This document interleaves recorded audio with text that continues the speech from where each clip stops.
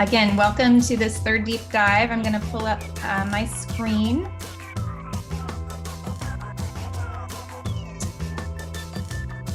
This is our deep dive series. For those of you who are new, I think I've seen or met almost everybody on this call, but there are a couple new faces always joining us and some folks joining us via recording. The deep dive series is a companion piece to our Developer Academy, which is a comprehensive real estate development finance course that we teach or offer in partnership with the National Development Council. So a lot of the folks in this room have already been through the Developer Academy or are hoping to go through the Developer Academy. We will be offering one cohort this year, one session of the Developer Academy in the fall. Today's session is about project management and owner's representation. We have guests Andrea Cathell from Field Day Development and Ashley Kuhn from Blair Freeman. In addition to being amazing professionals, these are two of the most amazing humans you'll ever meet. They are both instrumental to the work that we do at Spark. Andrea serves on our board of directors, and Ashley was instrumental in launching the Developer Academy, serving on our advisory group. So I just want to personally thank them for sharing their time with us and their talents and their expertise. And I can't wait for you all to hear what they have to say. Before I do turn it over, I just want to share information about what we have coming up for the deep dive series. In April, we're going to be doing some spreadsheet magic with Corey from NDC, looking at historic tax credits and some case studies. In May, we have a really fun interactive session where we'll meet in person. Hopefully, COVID won't ruin that for us. We're going to meet up at Spark Space on North 24th Street, the Fabric Lab. We're going to walk the neighborhood a little bit, check out some vacant lots, and then head back to the Fabric Lab where we will group brainstorm on what we can do with these lots, run the numbers, look at the zoning, just kind of take it from first viewing to sort of substantial idea. So that'll be a real fun session in person in May. In June, we're going to take a look at some 3D printed home technology. In July, we're going to do a deep dive on the home ownership pro forma. Some of you who were original Developer Academy graduates from 2020 or early 2021, this is a new pro forma for the development of single family for sale housing. So it may be new to you. It'd be great to check out. Corey will be back from NDC and go through that spreadsheet and some case studies.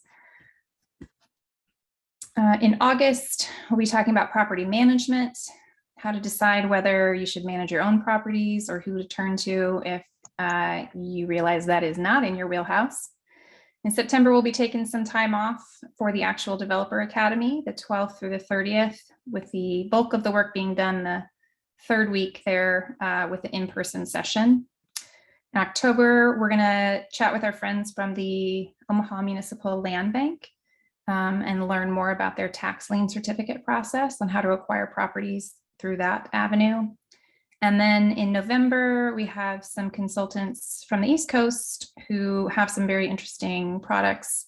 They're working on developing more resilient homes, so homes that are capable of withstanding high winds and other elements that we are finding ourselves facing these days. So that's what's coming up. You'll find links to the registration for all of these on our website. I'll make sure that you have those links when I send out the follow-up email after today's session. I do want to give a quick shout out to our partners at the National Development Council and Freddie Mac. They have been instrumental in launching this program and supporting it, and we are grateful for that partnership. All right, that's my brief song and dance. And now I am going to turn it over to Andrea and Ashley. Real quick, if you do have questions, this is a very informal setting. We want you to be engaged. We want you to ask questions. So just raise your hand or drop it in the chat if you want me to ask the question, or just go ahead and interject and join the conversation. Thank you all for joining us. Andrea and Ashley, it's yours. Cool. Well, Courtney just combined from my office both of our PowerPoints into one. within So like they the may last not make 30 sense. seconds. So Shout out to Courtney. She's incredible. I'm going to share my screen. Let's see here. And then we're just going to talk, back and forth. So please interrupt us with questions. I don't want to talk at you guys the whole time. That'll be super boring. Mhm. And most of you have probably heard our spiel already. Not maybe in detail, but you guys, a lot of you know who we are. So we don't want to just talk at you the whole time. So that would be stupid. Okay. So I'll get started here. And so everybody, I'm Andrea. I work with Field Day Development. We've been around for several years now. Can you guys see that screen okay? Yes. Okay, cool. So we've been around 11 years, just to give you a little bit of background. We're 100% women-owned business, women-owned, gay-owned, veteran-owned, everything owned. We check some boxes, which is good, but we have 5 people right now. We fluctuate usually between 5 and 8. So if anyone needs a job, holler. We have kind of a really basic value system and business model. It's not anything crazy. It's generally, we work with clients that we align with. So if the NRA wants us to build a building, we're probably not going to build their building. But we work with clients that we believe in their missions. We do a lot of for-profit work, so private development work. We do nonprofit work, and then we also work directly for foundations. Sometimes we work for cities, we work for counties, so we have a good variety of business. We do all the hardware projects just like Ashley does, so we get ourselves into some pretty unique situations. We'll never build a strip mall, so that's not our deal. Our business model is really easy. We just execute at a high level. We're honest, we work hard, and we get our business that way through referrals only. So we keep it pretty simple.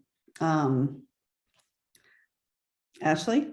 Oh, I'm up. That's me. I'm Ashley, work with Blair Freeman. And we are similar to Andrea, owner's rep firm, but we also have a construction arm. So we do commercial construction as well as brokerage in-house.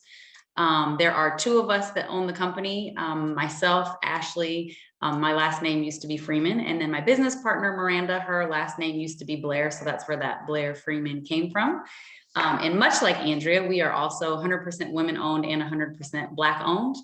And I think our mission vision is to impact communities and the people that build them. And so we are a lot like Andrea. We just want to work with cool people to do cool projects. And then I always like to tell the fun fact about how we started. Miranda, my business partner, she purchased a building in North Omaha that became like the craziest, hardest project to do ever. And she called me when I was at White Lotus and asked if I could help get her through the red tape and the contractor issues and all of that. And when we finally put our brains together and got through it, we kind of realized that we probably could do this and be impactful full time. And so that's when we started Blair Freeman. Cool. What are you doing over there? I don't know. I was trying to find what the next slide was. I already talked about that. I know, I'm not doing a good job at this. So we missed this slide. No, we already did that one. That's Okay. the shop she bought. Okay. That was a headache.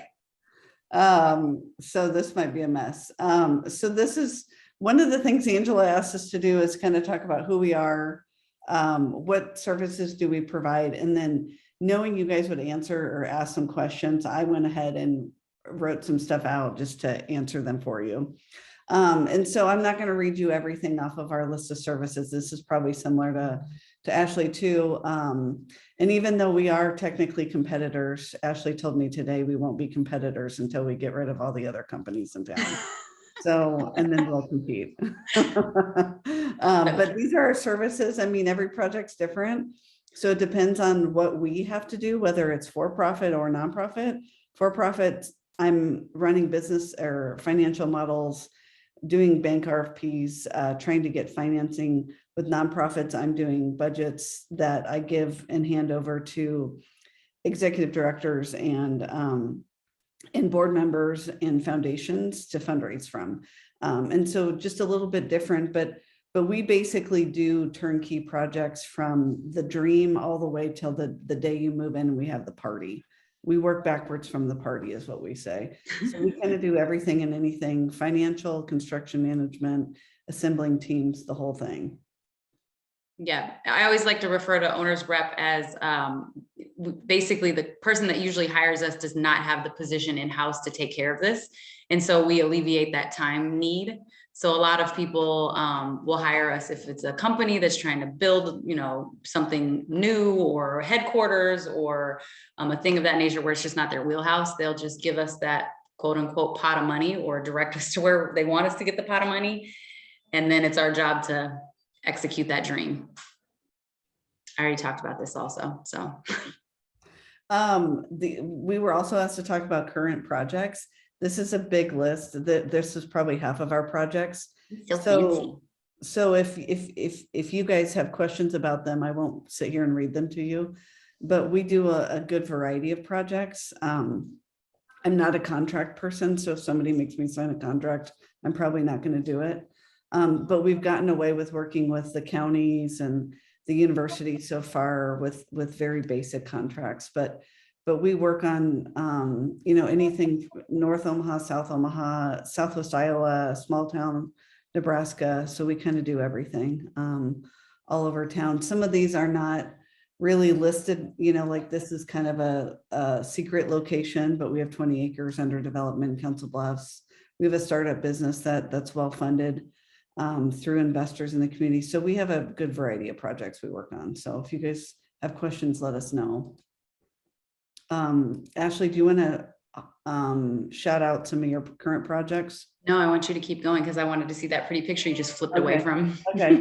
So these are a couple of our most recent projects that you guys might be familiar with, just to understand what we do. So on some of these projects, especially in millwork, it would be easier just to say we act like as the developer. We have a group, a fund, an investment fund we work for, a $450 million investment fund. And they make the ultimate decisions, but we do the work of the development. So we do everything from financing all the way to making sure the signage gets installed right. So we kind of do everything in between. So this is the Ashton at 12th and Millwork, which is a new street, but you guys might know it as 12th and Nicholas is kind of the main drag up in Millwork Commons. And each slide shows our role of what we did and how we did it. On this project, we syndicated all the tax credits. We solicited bids from national investors like US Bank, JP Morgan Chase, Sherwin-Williams, all the big dogs in the country that buy these tax credits. So we did all things development for this project. And if you guys haven't been here, we have a bar open and a coffee shop. So, and we just built a park across the street. So it's coming together really nice. Within the Ashton, we also did a separate project within the project for a large tenant. They took up 66,000 square feet in the Ashton. So it's kind of if you guys haven't been there, it's beautiful. It's state of the art. It's high end design, but we managed that project on behalf of that private company as well during that project. So we've done the WCA, if you guys are familiar with that, at 38th and Harney. So that's a project near and dear to our hearts. I'm a Tribute to Women member, and so is now Ashley. So I think we got Jenny on here. She is too. So important project. In the Also, community. Jenny's husband did that magical staircase that was in the. Yes, the magical staircase that I had a heart attack over. That staircase. But yes, it's so beautiful. Yes, so lots of lots of connections here on this call. That's a great staircase. So high design. There's a couple other elements Jenny's husband did that are absolutely beautiful. So it's a great project. The Union for Contemporary Art on 24th and Lake, we did that project. I think it opened about last week. I think it was 5 years ago. So we did that 5 years ago, and we are working with them on their Black Box Theater project just south of their parking lot coming up. So Ashley's technically our boss on that since she's on the board, but that's if you guys haven't been in their current location, it's beautiful. So on occasion, we have to do really boring office buildings. So we did build the last building at the Capitol District. It's the office building.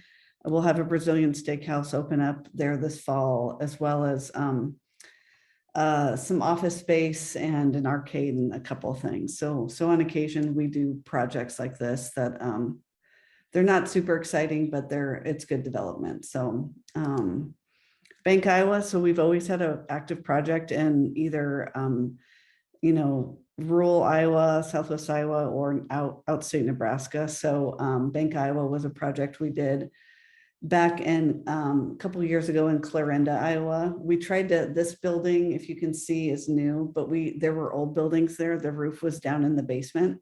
We tried to save it. We could not. First time in my career, we could not get the folks from the SHPO, the State Historic Preservation Office, to let us do what we wanted to do with the drive-through. We couldn't come to an agreement, and therefore it could not function as a bank. So we had to tear the buildings down, which I was devastated over, but the architects did an incredible job making it fit into the town square. It is a traditional town square there. So lots of different projects. And now it's Ashley's turn. Okay, I have a question for you, Andrea. How do you staff that? So how far, what's the farthest away project that you did, and how do you staff that? What happens? Does somebody live there, or you guys just drive? We drive like for now with like Zoom and stuff, it's totally different, right? But like back in the day, like 10 years ago when we were doing Grand Island, we did several projects in Grand Island. We did a lot of master planning studies, downtown planning studies with Alley Pointer in different areas. We honestly, we would meet with them like every other month.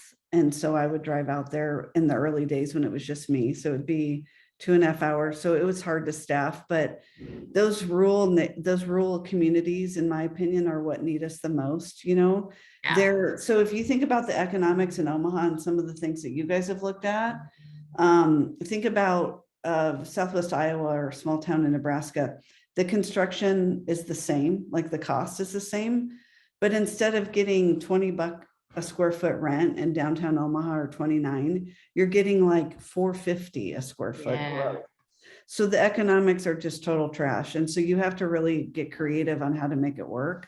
And so those rural communities are really important. A lot of times when we do projects in rural communities, they're legacy projects. People know they're never going to make a dollar. It's just about saving a building, which is obviously important to me. So it's hard to staff them, but it's super fun and it's exciting. So we do a lot of driving. Okay, so we're not nearly as big as Andrea is on our owner's rep side. So I have not even close to the amount of awesome projects that she has. So the first one I've got up with pictures is Nebraska Youth Justice Initiative. It is I like to call it the in-between between kids that are in traditional school and detention centers. It's kind of an answer to not sending youth to detention center. It's a somewhat of a group home on steroids with behavioral health built in. It's in North Omaha on 50th and Grand, right behind the Walmart on 50th and Ames. And it'll have 28 units. So 28 kids will be there at a time with behavioral health built in. And it sits on a 10-acre site that has a former church that was abandoned before we purchased it. And so we've done everything from acquisition all the way through. We're in construction right now. We broke ground about 2 months ago. And so this will open in 2023. Next up, Andrea, you have the control. Okay.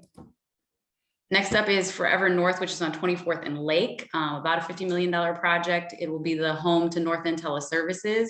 There's 2 different projects going, as I like to separate them. The hard corner 24th and Lake will be 2 stories of commercial retail, and then the upper levels, which we haven't finalized how many stories, will be affordable housing. And then across the street, there's some lots on Ohio that we're going to be doing some single family homes. And so this is in its brand new in its infant stages. This is a project we've only been working on for about 4 months now, but super exciting. It's needed.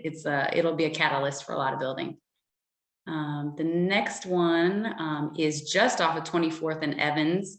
It is a church that has been abandoned for about 16 years, and Black and Pink has acquired it, and it's going to be known as Opportunity Campus. So it'll have some residential where folks will be able to live, but the biggest portion of the church will be for more of community living services, behavioral health, just a space for people to fellowship, be with each other, and it services more of that LGBTQ that have been system impacted. Next up is Native Omaha Club, another building that's been abandoned forever. And those are some Spark Developer Academy graduates that are going to be doing this project. And they are getting really close to starting construction on this, but it'll be retail, collab-ish kind of space with commercial kitchen on first floor and affordable housing on the second floor. I believe right now we're at 6 units for the second floor. But that's an exciting one because it's Developer Academy folks coming on that one. And then I think I only have two more. 75 North obviously has Highlander. Andrea's working on the greenhouse up there. They've got a ton of stuff going, but we are specifically working with them on their affordable housing single family component, where they are trying to get for sale single family homes that folks that meet a certain income level can get into. And so it kind of is our answer to not pricing people out of the neighborhood. So folks that maybe live in older homes that are ready to graduate to something new, but they want to stay in North Omaha, this is the perfect answer for them. And no shade at all to Habitat for Humanity. But I think one of our big focuses has been in not being able to drive down the street and identify that this is a home. So once we get to the scale of like 80, 90 homes, our hope is that you're not going to be able to identify which homes those are just by the look. And then our last one, I think, is we just got this project and I'm super excited about it. It's the Girls Inc. South Omaha Center. We only got it because Andrea laid off and decided to just hand it over. That's not true. But they are investing into South Omaha the same way that they've done in North Omaha. So the one on the right side of your screen is the current North Omaha Center. They're going to be building something very similar in South Omaha so that both communities has a matching facility. And so we will be the owner's rep on that. Okay, so here's the questions you guys might ask, and Ashley jump in, whatever. I just had to Google this. I don't exactly know the word. This is straight from Google. If you Google it, this is what it says. But basically we are a third party that help, whether it's a business owner, a board of directors, just a whole slew of different people that represent interest of an organization. And so we are the ones that help carry that through. Our goal is to always bring a project in on time and within the budget, hopefully exceeding both is the goal. Now, with COVID and some other things, we've had some really weird material delays on some projects, at the Ashton, the building that has Flywheel in there. We had our skylight stuck in New York for 6 months because all the plants shut down. So COVID has made our jobs really interesting and very difficult. But what we've learned to do is just pivot a little bit and start ordering stuff like way sooner. And so roof insulation, you used to order maybe a couple months or a couple weeks. Now you order roof insulation 8 months, right? You order it when you order the elevator. And so just pivoting and learning how to still bring projects in on time with the current situation. Another question, Angela had some really good questions for us to consider. How do you determine if you need an owner's rep? I think it depends on, is this what you do every day? Do you have this expertise? And how is your time best spent? If you're a business owner, if you're a nonprofit director, whatever your passion or whatever your craft is, if you are not a real estate person, it's probably in your best interest to hire somebody that can walk you through the steps. At least for us, and I know Ashley would be the same, we don't make the final decisions on everything. We're kind of an addition to your capacity, and we help guide and make those decisions, but we don't ever give final approvals, nor do we ever make final decisions. Yeah. We are just a conduit to make shit happen, really. Yeah, but basically getting it to the decision point where we've eliminated all the dumb decisions and then just getting you to the point where you can make decisions.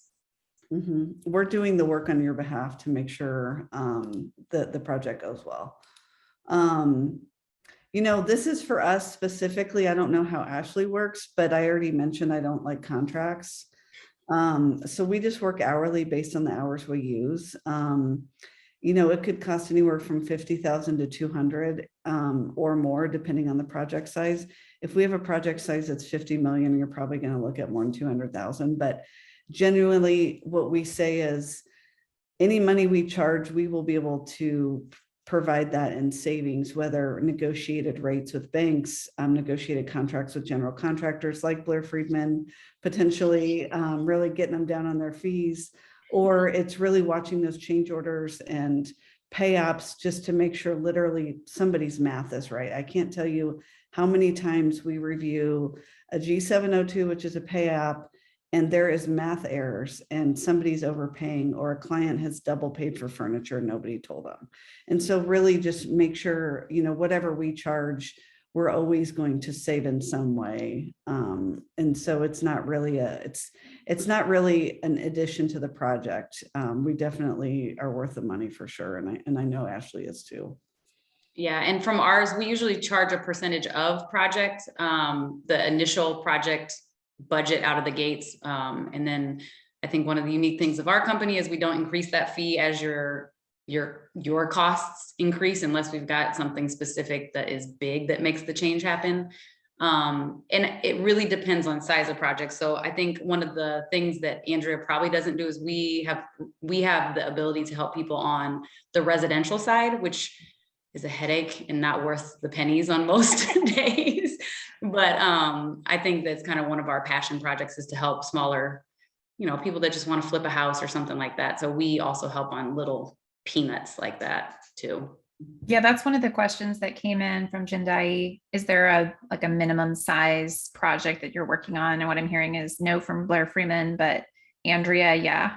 No, I mean, you know, Can honestly, you take on a duplex? it depends. She's like, not me, someone. You know, Yes. like everybody, the last couple of years, we've had capacity issues. Yeah. You know, we have folks that have waited on us for a year to start right now. So we have capacity issues like everybody else. If I could hire 10 people, I would. But I'm not going to fill the seats with warm bodies. I'm going to fill the seats with good people. And so we've had to be more careful recently, but my dream would be, back in the day, we would help anybody with anything. And I would love to do that still. We're just, you know, we're a small business. Jenny can attest to this too, with her and her husband's business. Capacity and getting the right workforce is the biggest problem everyone's facing.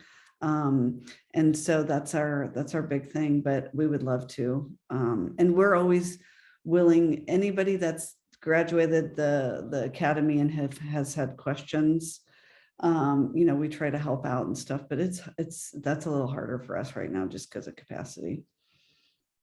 We haven't had some couple questions. So maybe Ashley, this one's for you. I'm not sure what you can build for 100,000, but if you could build a house for 100,000, what would that percentage be? Does the percentage change based on the size of the project? It really depends on what the scope of what you need from a service standpoint. Yeah, it really would depend on what all needs to happen. Like, there's a difference between are we going through the city and changing zoning and needing to get with the architects and all of that, or do you just have, you know, plans already and you just need help getting that process started? So it just depends on the complexity. Mm-hmm.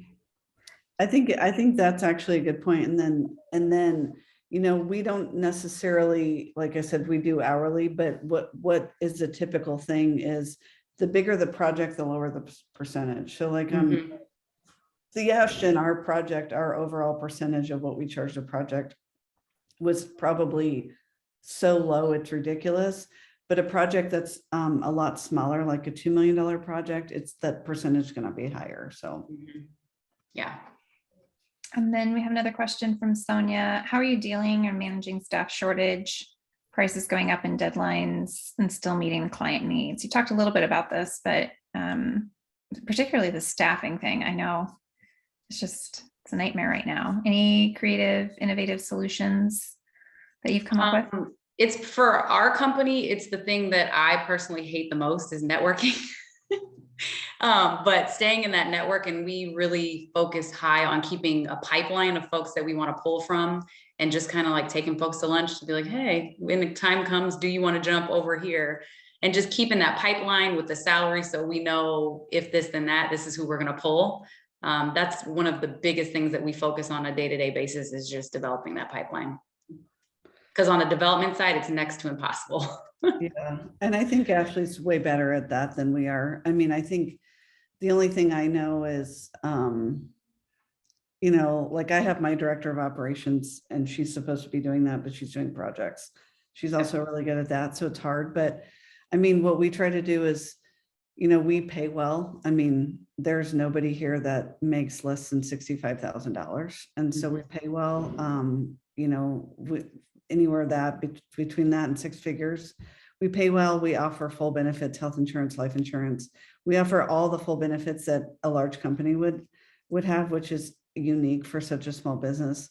I keep food in the fridge and beer in the fridge and a full bar and ping pong and all sorts of crazy shit just to like make people feel like they're comfortable and super flexible. If you need to work from home, work from home. If you want to come in, but just get your shit done. So we try to do that with our company culture, but I think, like I said, to me, it's the biggest challenge. There's nothing bigger.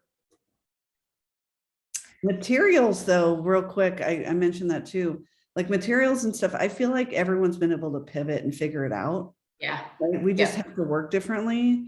Like those have been in pain, but we figured those material challenges out and the price increase. It's getting harder for me to like financial modeling on the back end for-profit projects. The modeling gets a little bit more narrow. Maybe the returns are changing. I'm having to get real creative with how I'm modeling, but the biggest thing to me is just staffing. That's the biggest thing.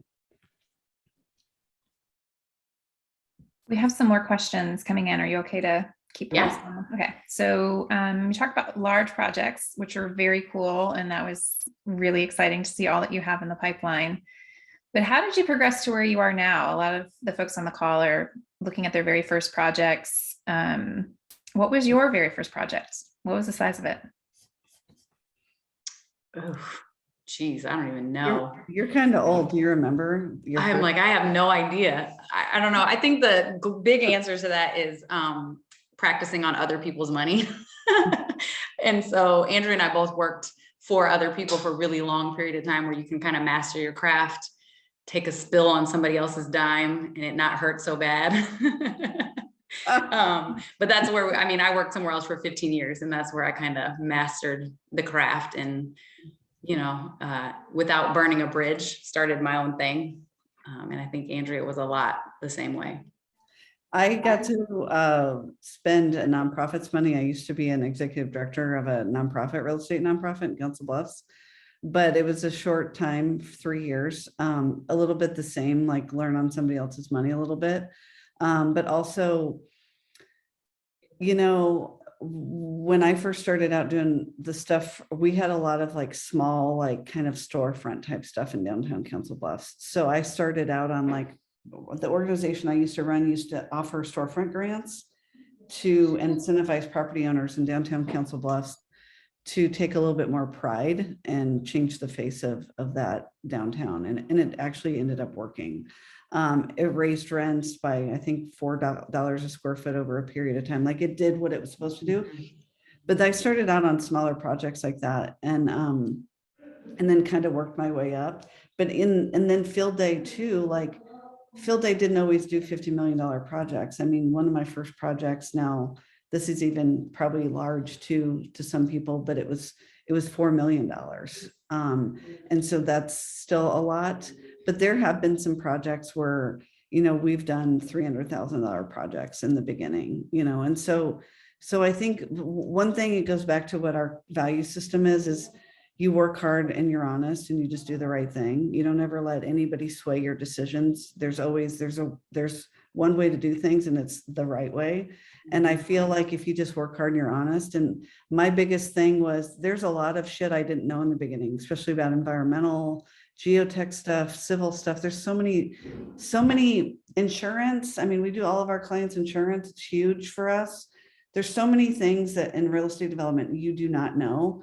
And your best answer is, I'm not sure, but let me find out and get back to you. You know, like whether you're providing a service or you're doing it for yourself or your banker's asking questions, the only thing you have to do is just work hard and figure it out. I mean, I'm not even kidding. I can't tell you how many meetings I've sat in and Googled what shit means because I didn't know.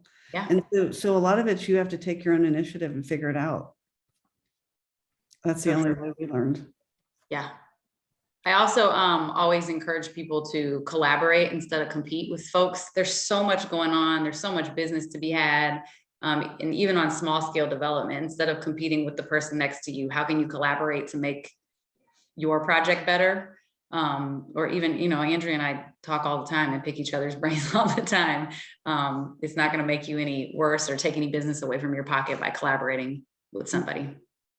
Yeah, trust, especially, I'm a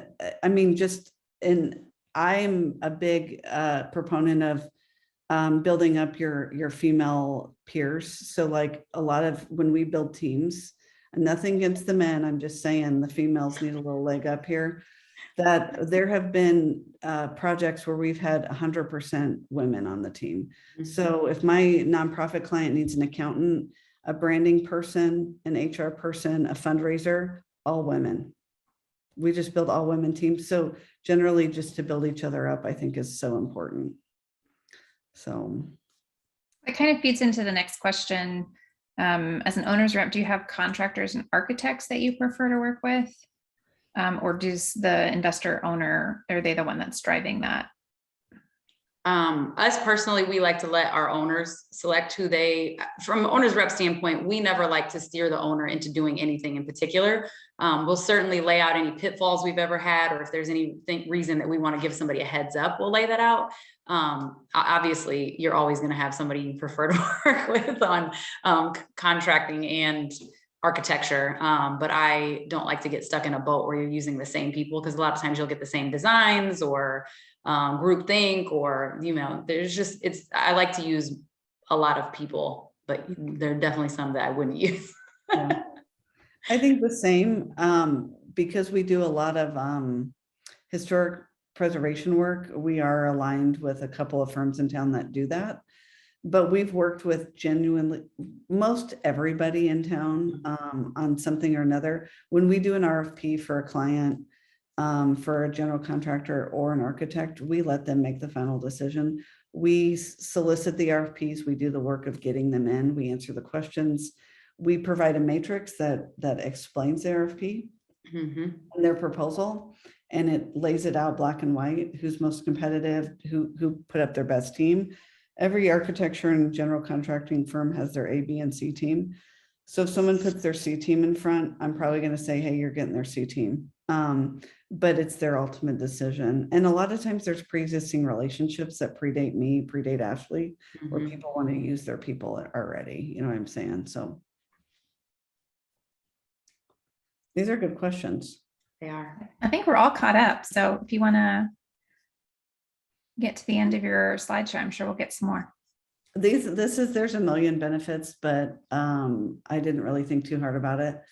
I just think that it saves time and money. It does. I can do something in 5 minutes that might take you 2 hours to figure out, or 2 days or something. Or what banker to go to. Well, I know based on your project size, your type, your financial information, what banker is going to work best for you. I think it decreases stress and you get to work with experts in the field, but there's probably 100 reasons to use somebody like me or Ashley. I don't know. And this is just a cute picture of, do you guys remember the old piano building, Reiner's Piano Building on 49th and Dodge? So when Field Day first started 11 years ago, we got thrown into that because that project had gone upside down and they lost their historic tax credit investor. And that was the first thing I was asked to do, is come in and save this project. And so just to give you an idea of, you know, just the changes around the city that happens when we get to do our good work. So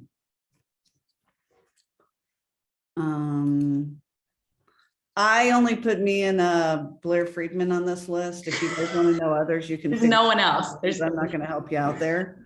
Some of them I probably have strong opinions about. So for your information, the only people in Omaha that do this is me and Blair Friedman. So the only ones, sorry. There are others, you can Google it. I mean, you know, one of Angela's questions, which is a good one, is like, what are the qualifications? If you're vetting people, like, what do you want to see out of these people? To me, it's about, do they have relevant project experience? If they've only ever done metal building construction out on ag land, probably not your person, right? Like, do they really understand what project type you have and the relationships? And then just who's on your project team? Do you want the guy that's, you know, brand new, that has no experience? You know, maybe that would be fine if he's paired up with another person that has a ton of experience. So just understanding their project experience and team. I'm sure there's other qualifications, but I would just, and honestly, a trust thing is bigger than anything. If you trust the person, trust in this industry is huge. You know, we are trusted with, I've been trusted with people's entire retirement. Like, I had a husband and wife that did an expansion project like probably 8-9 years ago. They borrowed all the money, most of the money from their 401k. And then the other money came from their parents' retirements. And so these people trust you with like their livelihood, and you need to take that really serious. And so to me, it's like whoever you hire, you need to trust them deeply is a big one, you know? Yeah. Trust them and like them. Yeah. You know, because you're going to be glued to each other for however long the project takes. So if you don't like that person, it's going to be a long road. Yeah. I think that's it. I mean, let's see. We almost hit an hour. We did good. Yeah, we were quick. And I always tell people, just call. I'm sure there's a ton of people on this call that can say that I will answer the phone. And just, you know, whatever questions you have, it can't hurt to ask. I actually have a quick question. So on those projects where like the 24th and Evans at church and the Native Omaha Club, when somebody comes to you with those buildings and they're like, we want to make these better, who do you work with to get those images? Because those pictures are beautiful. That whole concept is fabulous. But from looking at, I always get stuck at looking at something. I'm like, okay, what can I turn that into?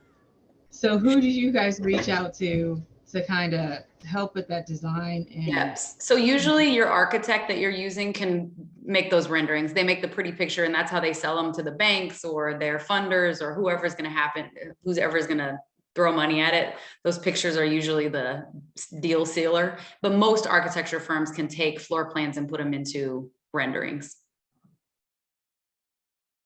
And there's a lot of firms that can actually also, you can pay them just to do the renderings without doing all of the architecture work as well. Okay. Yeah, so it's just the architect firm and maybe the design team or something like that? The architect firm will be usually is the design team, so yeah. Okay. And the renderings are just the pretty pictures of what it looks like when it's done. Mm-hmm. The more detailed, more expensive work is the plans to actually do the construction. Yeah. And I can send you the two that did the renderings that I had. I can send you those two. Awesome. Okay. Thank you. No Thanks. problem. We have another question from Jindai about timing. How far out are you booked? It's a lot of projects you both have in the pipeline. Ashley. We actually just brought on 2 new people, so we're on the owner's rep side. We're okay. You will answer the phone right now. We'll answer the phone right now. I don't know how to answer that. I mean, we have projects that are kind of waiting on us at this point to start, but because of whether it's COVID or costs, there's a lot of our projects come and go really easy in a sense of they might be hot and heavy for a while and then they get put on hold while somebody fundraises. And then so we have a huge amount of time, a window to take something else on. So we try to be pretty flexible so we're packed right now, but if I got one more person hired, we'd have a little bit more capacity. So it just literally, I'm not kidding, it depends the way the wind blows, because if we have it is not uncommon for 2 projects to fall in a week, because one went on hold because of funding, another one on hold because a funder maybe wanted them to completely change something or partner with somebody else. Like, it's a pretty fluid situation usually. And so it can change within a matter of days, to be honest with you, how booked out we are. So better to call, get on your radar. Yeah, and call early, get on our radar, and just understand that we're good at what we do. And so if you have to wait a while, it'll be worth it. Yeah. You know? And also don't call the day you need something on the owner's rep. It takes us a while to get familiar with your project. So if you need something tomorrow, it's probably not going to happen. I've had clients call like literally, hey, we're buying this building. We need you to do this. And I'm like, are you serious? Like, I'm just not sitting here waiting for you to call, Yeah. you know? Yeah. So the sooner the better. Angel said you answered a question, but I want to throw this one back out there because I know that we've had at least one DA grad land at Blair Freeman. Are you hiring right now? And can we promote any positions for you right here on this call? Always hiring. Always hiring. Always hiring. Yes. Andrea, sounds like you're about ready to close the position. I guess Fingers- we're starting to look again. We had to kind of reorganize. It's been interesting to figure out, you know, it's not like we're an accounting firm where there's a structure that most Right. accounting firm uses. It's just, you got to make it up as you go. So we've had to kind of reorganize to figure out what's working and what isn't. I've failed a million times over on what doesn't work. And so now I'm based on what doesn't work, I'm figuring out what works. And so we are going to post for another project manager position here pretty soon. Yeah, we're kind of always looking for stuff. So people. Mhm. Great. How many projects are you running at the same time, or how, like maybe a project manager at Field Day, how many projects is that one project manager working on? It really depends on the scope and the size and where they're at, because like I said, they go on hold a lot. Sure. So probably, to be honest with you, 4 to 5, but they might have a project on their plate, but it's kind of on hold right now, but it's still their project. So if they're asked for information, they help it kind of limp along, but it's not an active project. So probably 4 or 5, with probably 3 being pretty hot and heavy at any given stage. And then, but we are set up to where not one person does everything. So Courtney and I do all the financial budgeting, cash flows. So we separate it. Amy in our office does all contracts. So even though somebody is on a project, everybody in the office touches it based on their expertise. Yeah. So it kind of spreads the load, you know what I'm saying? Yeah. Yeah. Well, also makes you feel not alone in it too. Yeah. Sorry, Ashley, what were you gonna say? No, I was gonna say that's the same for our office. It just depends on what phase it's in, on who touches it and how many projects they'll touch at any given time. Mhm. Any other questions from our audience? We have a couple more to round us out if there aren't any from folks on the call. I always ask this, and some of you have heard their responses before, but they might change. Like, what advice do you have? I mean, Andrea, you went through the NDC course with Tom, right? I went through both. I went through the housing finance track and the real estate finance track.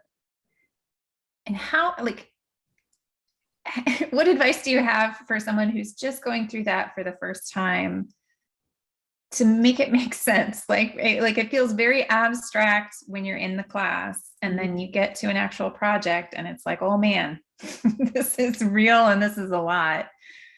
I think What is it? The thing that I noticed, it was repetition. I tell that everybody here. The more projects you do, something else will click for you. And so the more projects you do, it's just time and repetition. There's no way you can know it all in the beginning. And so when I took all those NDC classes, now this has been like 15 years ago, so quite a while, I like got it and I did good and I scored really well. And I was like, even sometimes probably really hungover and I still did a good job, but it did not make it make sense to me when I was doing it for myself. And so like, I think it's just repetition, being not afraid to make mistakes. Attention to detail is obviously a big one. I always talk about those decimal points and how they can screw you up, but I think it's just repetition, because I think it took me 10 years of doing this to where I could kind of do one in my sleep. Like to run a financial model for me is not the easiest thing. And so it's not, I don't naturally think that way. And so 10 good years of doing this to where I'm like, I got this. So, I mean, in your first year or two of doing this, if you're a nervous wreck and it's like keeping you up, then it should be. I think it's just time. That's what I would say. I don't want to discourage anyone, but this is a labor of love. This is a marathon, not a sprint type of occupation. Yeah. Ashley, any words of wisdom or advice on getting over that? I mean, I think it's a lot the same. What you said, Angela, is you have to, once you do a project, it's hard to do it when it's a fake project and you don't have any reference. Once you do a real project, it starts to make sense. The pieces make sense. Mhm. All right, I'm going to hold off on my last question because we got one more in from, a couple more in the chat. Do you help folks with applications? Like we just had our first session was on grant writing and proposals, home CDBG funding. Do you go into that level of support at either of your organizations where you're actually writing the applications for folks to get that kind of city funding? Or Yes, for us, it depends on the size of the project. So it doesn't make sense for like a small $100,000 project to use us for those kind of grants because our dollars per hour just doesn't make sense. But for the bigger ones, yes, TIF, CDBG, all of those. Yep. okay. And I think for us, it depends on who we're working with. Like if it's TIF, absolutely. We do all the TIF applications for every client, all the historic type stuff. But when it gets into federal funds, I have people on this call might not love this answer, but the juice isn't worth the squeeze on a lot of them. So you have to really financially evaluate if once Davis-Bacon kicks in and all the other things, is it even worth it? And a lot of times you find out that it'll cost you more than what you were getting in the first place. So we try to steer clear from that. It's very rare that comes up for us, honestly. And then also I think too,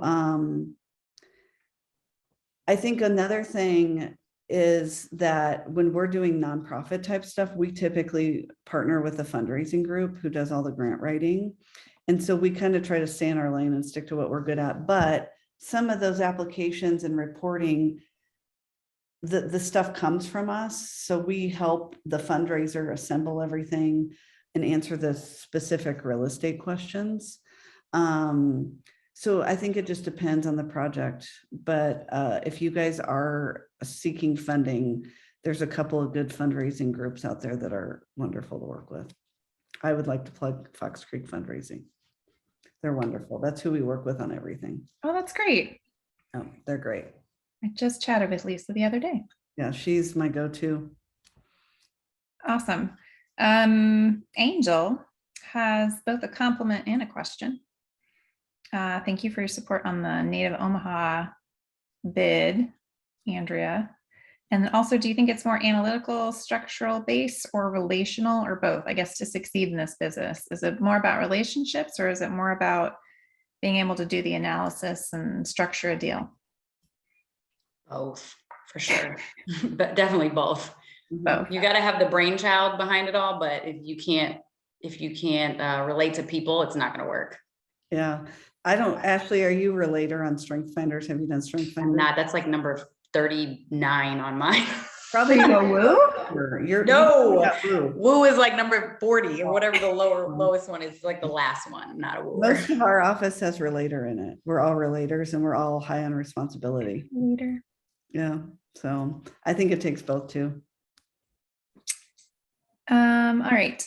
If presented a project that is helpful for the community that doesn't have a good financial ROI, do you have the time to work through financial modeling and feasibility to make it profitable, or do you just pass due to the workload? Depends, right?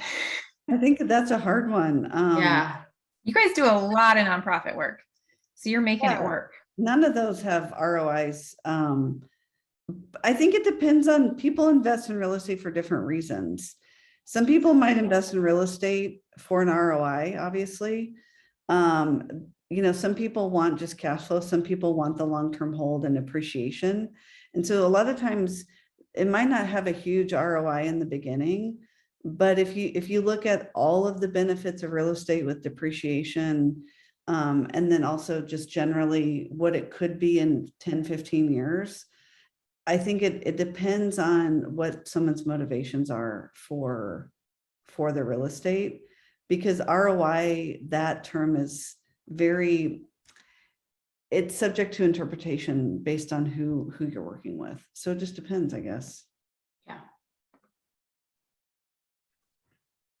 I think that the sustainability of the project is always something that you all are keeping in mind too. It's great to turn these beautiful buildings into these beautiful old buildings into something beautiful and useful now.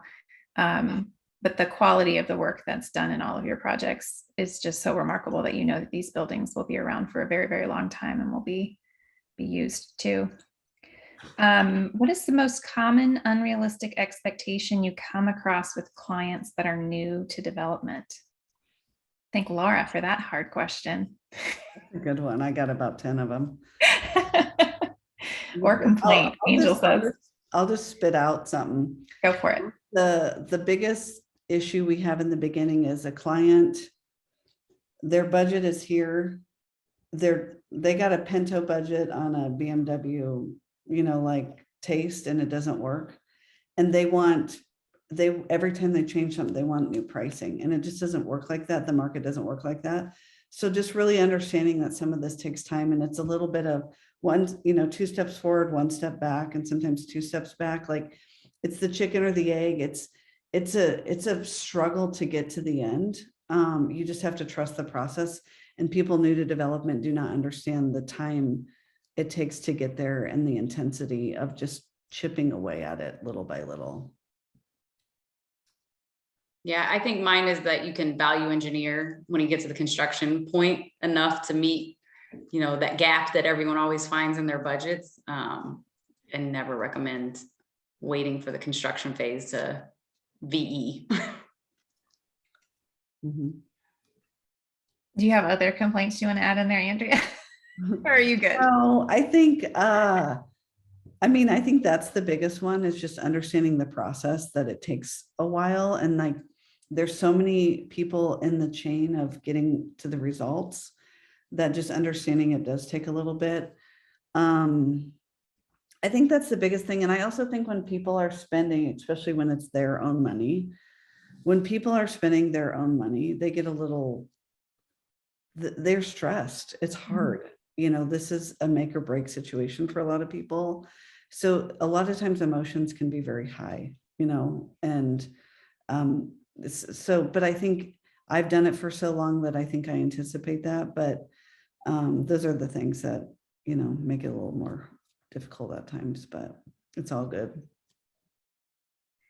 Sonia has the $1 million question. As an up and coming developer with the state of the market, build or don't build? Should we wait it out or should we go forward? I've been telling people to wait. If it's a smaller project, I've been telling people to wait, honestly, just with the material costs that what they're at is just not making sense for smaller projects. For bigger projects, we can make it work. We can be nimble. We can figure it out. We can buy things out early. It's not as bad of an impact as the news is making it seem. And we plan ahead for changes in construction costs on larger projects. But yeah, for smaller ones, I've been telling people to hold. Yeah, I think the same. Unless you can do your own work. I have a couple of friends that do their own work. That's the only way to really make it work, is if you can do your own physical work. Like if you're flipping houses, I have a friend that flips her own. That's the only way to make money in it right now. So maybe cut the corners a little bit. Yeah. Sounds like a clarification question. What do you define as a bigger project or smaller project? What's that dollar amount? What does that mean to you? What's a big project to you? I'd say probably $1 million to $2 million and below is small. Mhm. You're not going to get a very big swing on, or you are going to get a big swing on material costs. You're not going to get an economy of scale that you need to get those costs down. Mhm. And I think over the years, just doing this, I think that's a good question, because I think when you do this for a living, you get out of touch with reality a little bit because you're dealing in the millions. Even in my own checkbook, I'm like, well, that's not that much money yet is. So like, I think over the years, my definition of what is small and what's large has changed. You know, for a lot of the folks in the Developer Academy, you're looking at probably totally different project types, you know? And so me and Ashley are obviously mindful of that, and that small, it can be defined in a lot of ways, but you got to start somewhere. Mhm. Yeah. What would you say is the benefit of hiring an owner's rep consultant over bringing someone in-house to manage it when you're talking about a larger multi-million-dollar project? It would just be cost. I mean, I don't know where you're going to find somebody to manage it that's only going to manage one. If you have a pipeline that you're planning on going forever and ever, it would make sense to bring it in-house. But most people, you know, can't pay those kind of salaries. I mean, to find somebody that's skilled in it, it's going to be a hefty salary. So to spread that salary across one project isn't going to make sense. Mhm. And I agree with that. And then also with a group like Ashley's or mine or whatever, I mean, you got, you know, we have an architect on staff. We have somebody that's worked for a GC.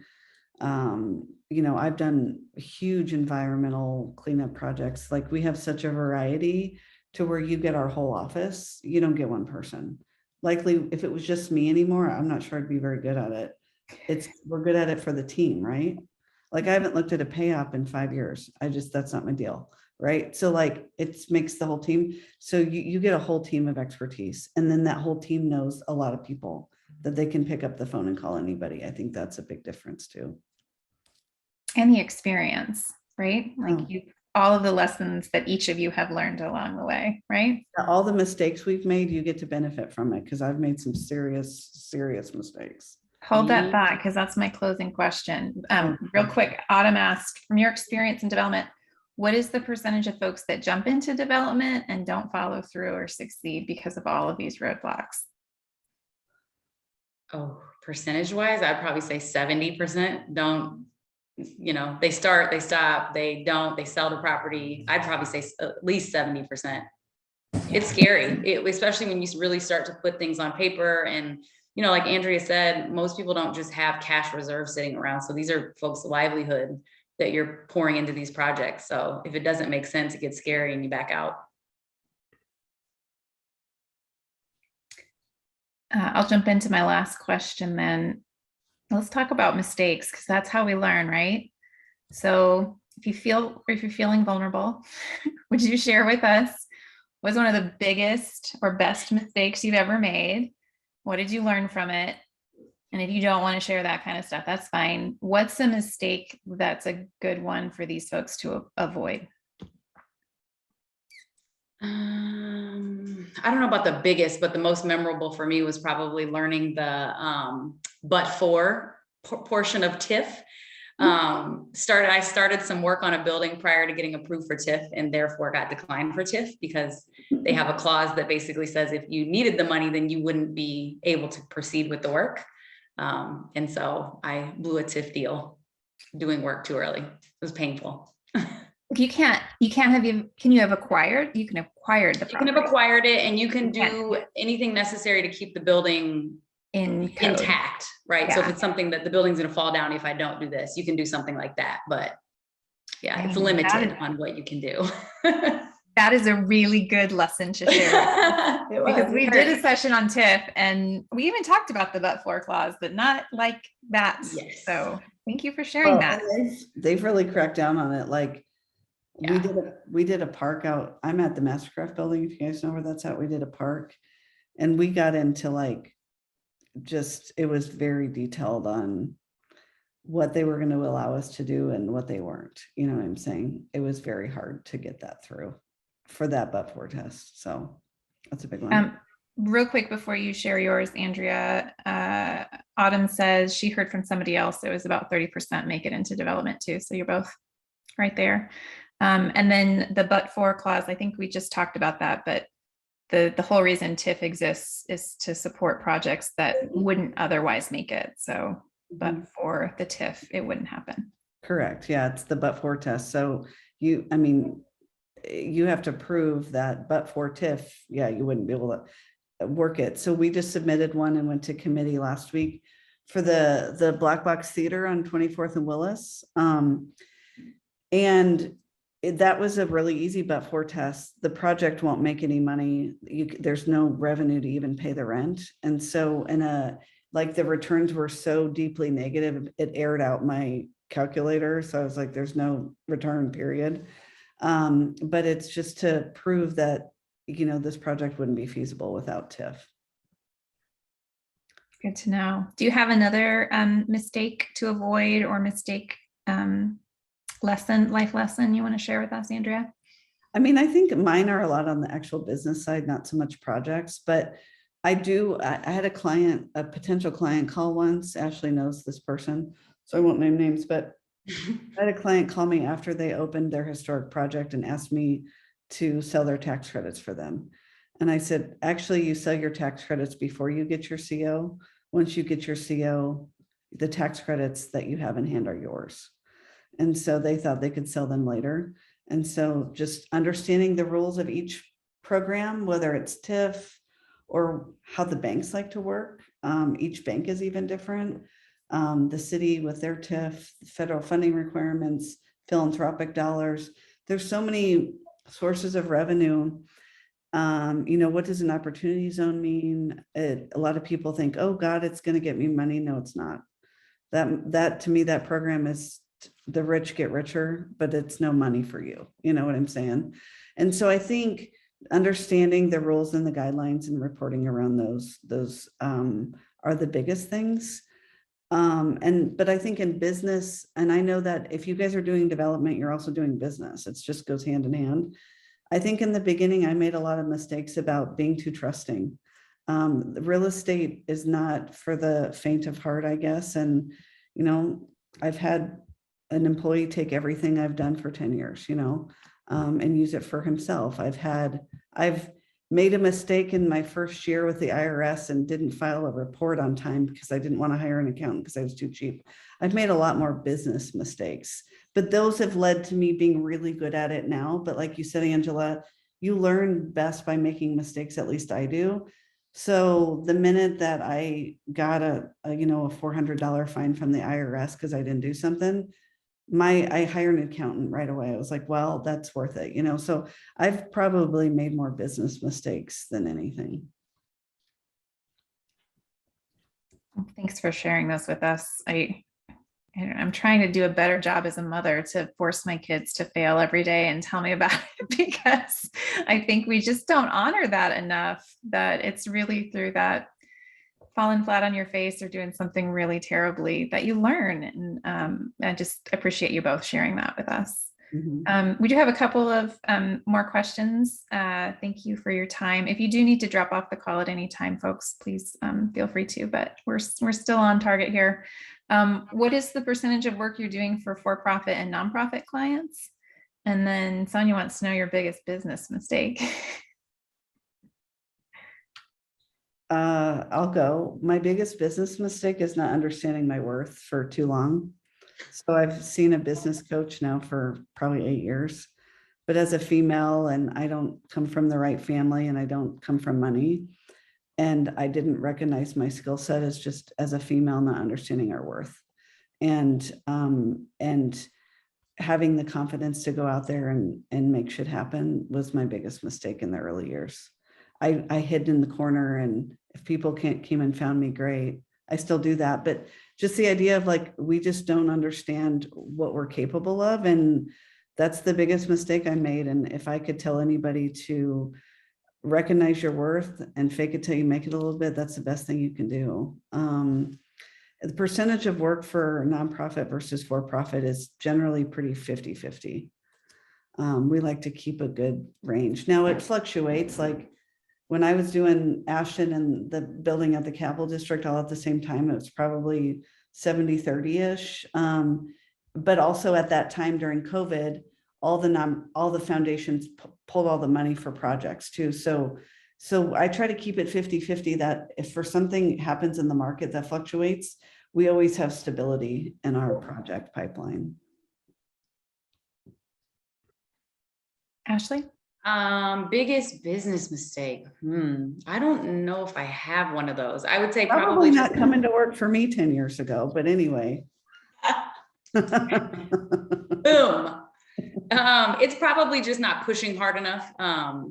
You know, you let fear set you back. And I think it was my mom that told me, like, what's the worst case scenario? And always asked herself, like, what is the worst case scenario? As long as I'm alive, then just keep pushing. So I think sometimes I get a little gun shy on pulling the trigger on things that I should not be afraid to pull the trigger on. And so just being a little bit more bullish, and not over analyzing, because you're going to convince yourself not to do it when you overanalyze it. Yeah. I think, yeah, just the fear paralyzing your progress has been Yes. right up there with not knowing your worth. Yep. If I could take it back and have somebody told me that 10 years ago, I'd probably have 20 people working for me now. Yeah. I was Agreed. scared of myself in my own shadow. True words. Ashley, are you guys about 50-50 with nonprofit or profit? We're like Andrea. It just depends on the moment of time, but yeah, usually about 50-50. Awesome. Well, I think that's all the questions in the chat. This has been delightful. You ladies are so lovely to talk to, and just keeping it real and giving us your honest words of wisdom. We just appreciate you and your time today. I will be sending out a wrap-up email for folks to respond to a quick survey. It's how we keep this series going, as we show all the people who fund us that people enjoy it and are learning from it. So please fill out that survey. It'll also have the PowerPoint presentation. If you want to send me the combined one, Andrea, that would be great. I'll share that with folks. It'll also have a link to the recording. So if you had to check in late, or for folks who weren't able to jump on the call, they can watch the recording and laugh along with us. Yeah. Everybody stay dry today. Thank you for your time, and we will catch you at the next deep dive. Thank you so Thanks. much for having us. Guys.